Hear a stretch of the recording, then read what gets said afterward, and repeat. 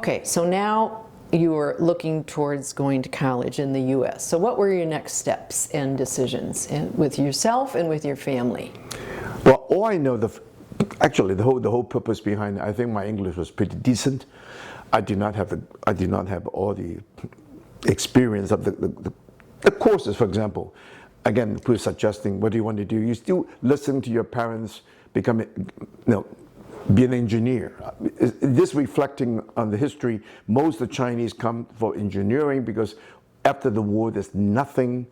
Who think about humanity? When even Rosie went to Cornell, it's a flu in art history and whatnot.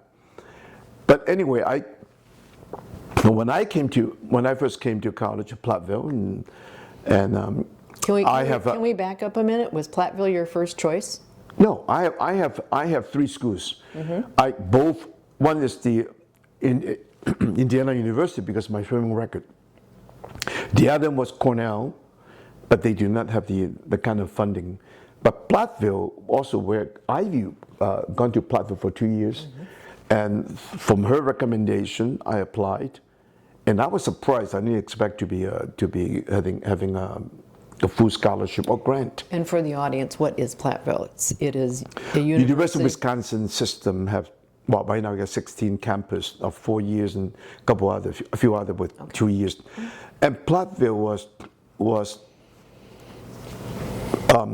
granted me the scholarship grant, a waiver of tuition.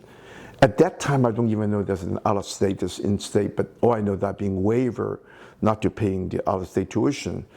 So I came, and my record was good. I had 117 a second, 100 meter. I came to Platteville, but all I remember when I first got to Chicago, I didn't even know how to. I did not even expect my sister to pick me up. I called a taxi, gone to her home. When she bring her 3-story house in north side of Chicago, I didn't know how to get up. They bust the door. I just stay by the door and say, "I'm here, I'm here." Well, anyway, eventually all these little newcomers. And wasn't it during January season? Or? Yes. Yes. Yes. So tell us about that. I came in December. According to my sister and my brother-in-law Chinese say, you should learn a few things about how to make your money or how to earn your summer earning is by being a waiter, working in a restaurant. So I have some experiment with one of my distant cousins who take me along, just like piggyback. And so from day one I come in, I start to work, just following. In December? Right away in December? Yes, in December. But also you were... After December, between December and January. Before school started. Yeah, before school started. But also you came from very warm Brazil to... Oh yeah, well I will get to this part of it. So I never forgot the week, 2 weeks before I left, to avoid my dad, I actually got myself into my friend's beach house in Yijing in Santos in the shore area. I'm totally tan, bronzed. When I came to college, my brother-in-law Tom Yan drove me to UW Platteville, check into the dorm, and I never forgot. It was in Morrow Hall, in the end of the university building. When I opened up my window, I saw snow, but I never seen the distance and the amount of snow outside my window. And I call myself, Paul, I think this is your tundra Siberia. From the December beach, sunny Brazil, to the snowbound tundra Siberia of North America. Welcome to America. And I literally sank to my bed and almost cried. But anyway, this is the beginning of a new era and a new part of my life. So this was right when school was starting? 68, yeah.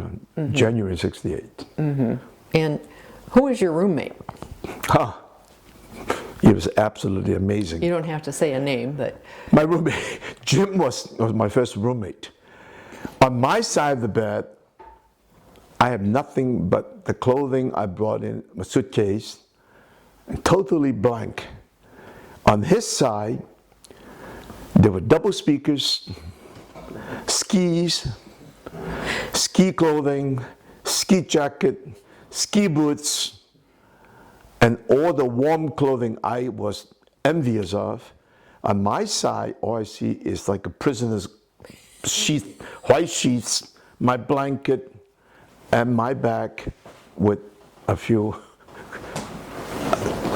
But nevertheless, it is starting in the very, very northern part of the country. Well, let's talk about clothing. It is very cold in January, especially for somebody from a warm climate. How did you get yourself?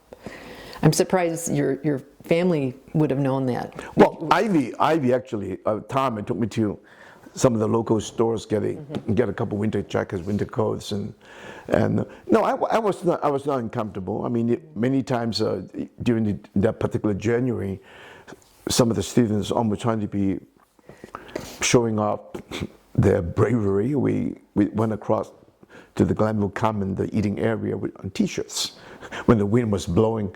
This is 2 below. This is 0. We just T-shirt over. But the next day I said, I'm not going back with the T-shirts. Typical Wisconsin kid. Well, yeah, but that is part. When you were new, you're young, you're trying to do what the people do. And then I also started right away with the training in getting ready for swimming. And then that is the trouble also started because we never had indoors. Whatever we have in the outdoors or the pools we have had chlorine, but never, the air looks like never stayed. And the indoor, the fume of the chlorine seems to be permeates, maybe the temperature, the density, and for you breathing effectively, you keep breathing on chlorine. There's no fresh air. Yes, and that's part of the reason eventually, I kept my swimming for a year, eventually, at the end, eventually I quit, and there was another traumatic area because I think, okay, this is it, but I'm not going stay here.